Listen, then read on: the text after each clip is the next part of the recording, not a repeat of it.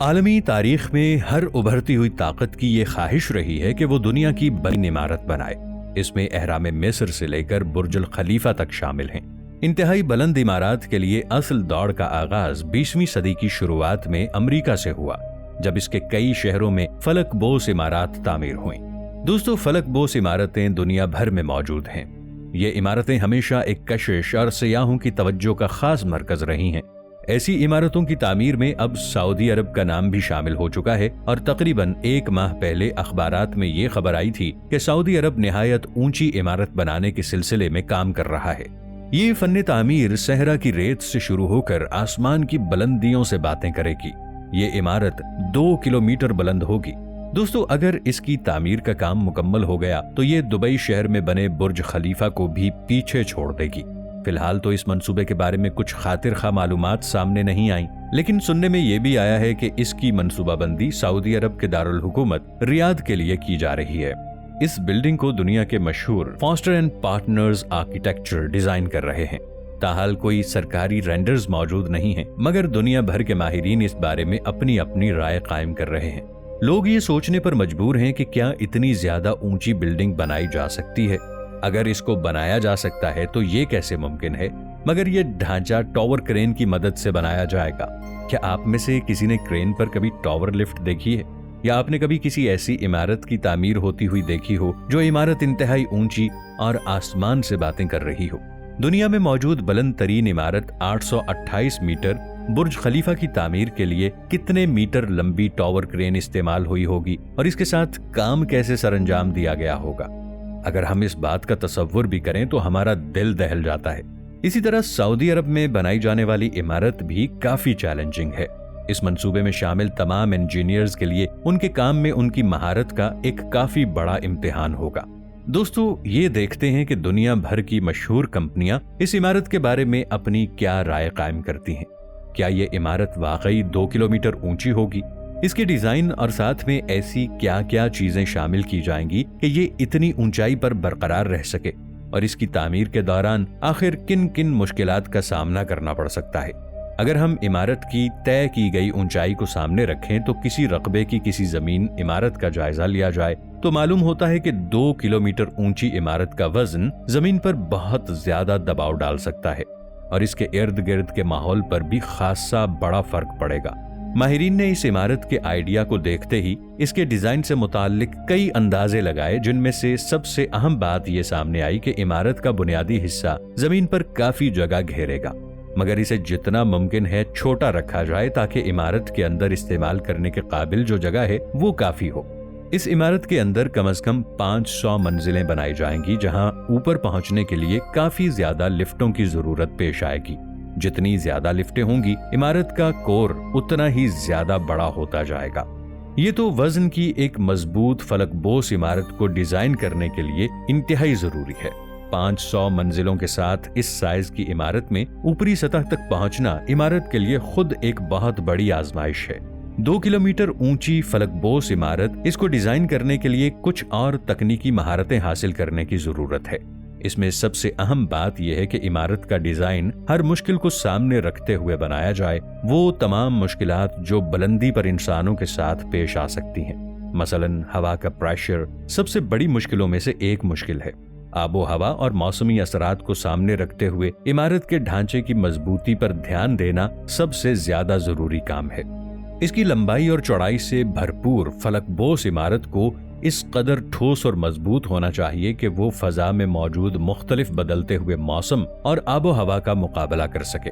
اس کے لیے اگر جدہ ٹاور کو بطور مثال سامنے رکھا جائے تو پتہ چلتا ہے اس عمارت کی ایک مخصوص پروپیلر نما شکل ہے، جو ایسی بلندیوں پر ہوا کے ذریعے پیدا ہونے والی بڑی طاقتوں کے خلاف مزاحمت کے لیے ڈیزائن کی گئی ہے۔ یہ شکل ڈھانچے کو گھما دینے والی طاقتوں کا مقابلہ کرنے میں مدد دیتی ہے۔ مگر سوال یہ پیدا ہوتا ہے کہ 2 کلومیٹر اونچے ٹاور کے لیے بھی یہ ڈیزائن کام کرے گا یا نہیں؟ بنیادی کام صرف ڈھانچے کو گرنے سے روکنا نہیں ہے، بلکہ 2 کلومیٹر اونچی عمارت کا خود کا وزن بہت زیادہ ہے۔ اس کے لیے احتیاط سے ڈیزائن کی گئی بنیادوں کی اشد ضرورت ہے۔ پھر غیر متوقع ہوا بھی ہے، جس کی رفتار روزانہ مختلف ہوتی ہے۔ اس کے ساتھ عمارت کو مضبوط اور آرام دہ، یہاں تک کہ ہوا میں 2 کلومیٹر اوپر تک بھی ہونا چاہیے۔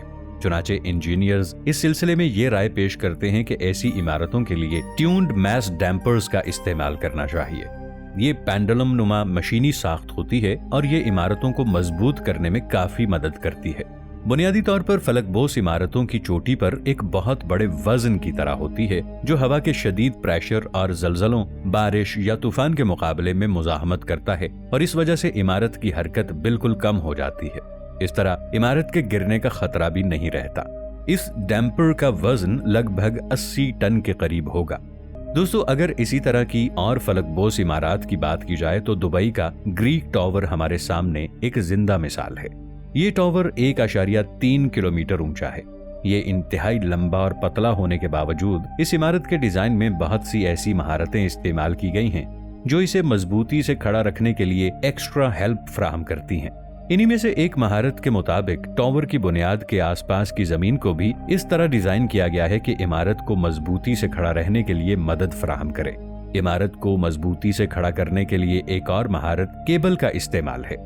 सऊदी इंजीनियर्स भी मुमकिना हद तक इस इमारत में लोगों और सामान को मुंतकिल करने के लिए एक केबल कार सिस्टम बना रहे हैं ताकि लिफ्टिंग सिस्टम कम से कम इस्तेमाल हो और इस तरह इमारत की बुनियाद पर ज्यादा बोझ भी नहीं पड़ेगा। 2 किलोमीटर ऊंची फलकबोस इमारत की मजबूती को ज्यादा से ज्यादा बढ़ाने का एक और तरीका भी सोचा गया। वो तरीका ये था कि इमारत के ढांचे का कुछ हिस्सा जमीन के नीचे बनाया जाए, जबकि जमीन के ऊपर की ऊंचाई इसको 2 किलोमीटर पर ही रखा जाए। आने और जाने के लिए इमारत में पुल बनाए जा सकते हैं। हवा के प्रेशर और बारिश के पानी को कंट्रोल करने के लिए माइक्रो क्लाइमेट टेक्निक का इस्तेमाल किया जा सकता है। इतनी ऊंचाई पर हवा के दबाव को तवानाई पैदा करने के लिए भी इस्तेमाल किया जा सकता है। दोस्तों, ये बात आम है कि फलकबोस इमारतें बनाने के लिए 150 मीटर से ज्यादा ऊंचा ढांचा बनाने की इजाजत नहीं है और इसकी ऊंचाई भी कम से कम 50% होना जरूरी है। इसका मतलब यह है कि सऊदी अरब का ये नया मंसूबा यानी 2 किलोमीटर फलकबोस इमारत बनाने का मामला वहां की हुकूमत की तरफ से रिजेक्ट भी हो सकता है। चुनाचे इस इंतहाई ऊंची इमारत को डिजाइन करने के नजरियाती चैलेंजेस के अलावा भी और बहुत से ऐसे जरूरी मामलात हैं जिनका सऊदी डिजाइनिंग इंजीनियर्स की टीम को सामना करना पड़ेगा। अगरचे माहिरीन के पास इस इमारत के बाज़ाबिता डिजाइन की स्ट्रेटेजी नहीं पहुंची, मगर अंदाजे के मुताबिक की गई रिसर्च से ये बात वाज़ेह होती है कि इस सारे प्रोजेक्ट को किस तरह पाए तकमील तक पहुंचाया जाए। सऊदी अरब के इतने बड़े सहरा में बुर्ज खलीफा की ऊंचाई से भी 2 गुना ज्यादा इंतहाई ऊंची आसमान से बातें करती हुई इमारत की तामीर, इसमें कोई शक नहीं कि ये फन्ने तामीरात की दुनिया में एक बहुत बड़ी आजमाइश होगी। दोस्तों, अगर ये मंसूबा कामयाबी के साथ पाए तकमील तक पहुंच जाता है तो यकीनन ये पूरी दुनिया को हैरान कर देने वाला अजूबा होगा।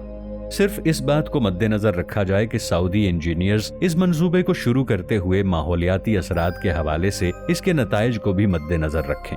इसके अलावा ये इमारत तामीर करवाने वाले अराकीन को चाहिए कि वो इस प्रोजेक्ट की जिद्दत और इसकी मुनफरिद खुसूसियात को सामने रखते हुए इस मंसूबे को रिजेक्ट न करें, ताकि ये दुनिया फन्ने तामीर के एक खूबसूरत शाहकार से महरूम न रहे। इसके अलावा वाशिंगटन यादगार अमरीकी सदर जॉर्ज वाशिंगटन की याद में तामीर किया गया ये पत्थर का मीनार अपनी नौइयत का दुनिया का सबसे बुलंद मीनार है। 5 साल तक ये दुनिया की बुलंद तरीन इमारत रहा, क्योंकि इसकी बुलंदी 169 मीटर है। 2011 में आने वाले तूफान में मीनार को सख्त नुकसान पहुंचा और इसे 2014 में आवाम के लिए दोबारा खोला गया।